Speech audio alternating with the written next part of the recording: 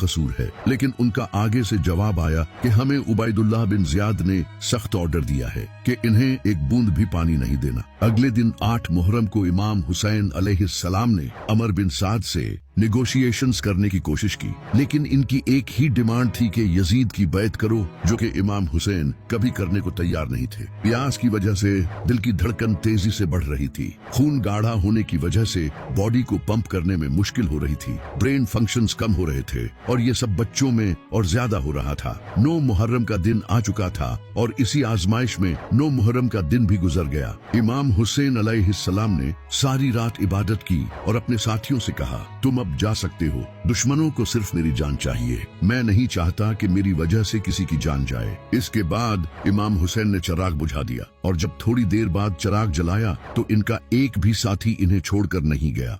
हुर बिन यजीद को जब ये पता चला कि अमर बिन साद इमाम हुसैन के खिलाफ जंग करेगा तो उन्होंने इमाम हुसैन की फौज ज्वाइन कर ली, क्योंकि वो इमाम हुसैन की इज्जत करते थे। इसके बाद 10 मुहर्रम का सूरज चढ़ा। इमाम हुसैन अलैहिस्सलाम यजीद की फौज के सामने आए और कहा, ऐ लोगो, गौर करो कि मैं कौन हूँ। क्या मैं तुम्हारे नबी का बेटा नहीं हूँ? क्या तुम मुझे सिर्फ इसलिए कत्ल करना चाहते हो कि मैंने यजीद की बैत करने से इनकार कर दिया? लेकिन दुश्मन खामोश रहे तो इमाम हुसैन ने अपनी फौज को तैयार किया और 3 हिस्सों में डिवाइड किया। एक हिस्सा राइट में था, एक लेफ्ट में और एक हिस्सा सेंटर में था, जिसे हजरत अब्बास लीड कर रहे थे, जबकि यजीद की आर्मी इनके चारों तरफ थी।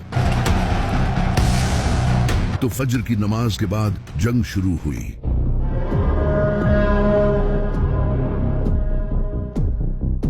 इमाम हुसैन अलैहिस्सलाम के कई साथी एक एक करके शहीद होते रहे। जब इमाम हुसैन के साथी शहीद हो गए तो इमाम हुसैन अलैहिस्सलाम के खूबसूरत बेटे जनाबे अली अकबर, जो कि नबी सल्लल्लाहु अलैहि वसल्लम के हम शक्ल थे, वो मैदान में आए और पुकारने लगे, मैं हूँ अली, अली के बेटे हुसैन का बेटा, हम नबी के घर वाले हैं और अल्लाह की कसम हम कभी भी बातिल के सामने नहीं झुकेंगे। जब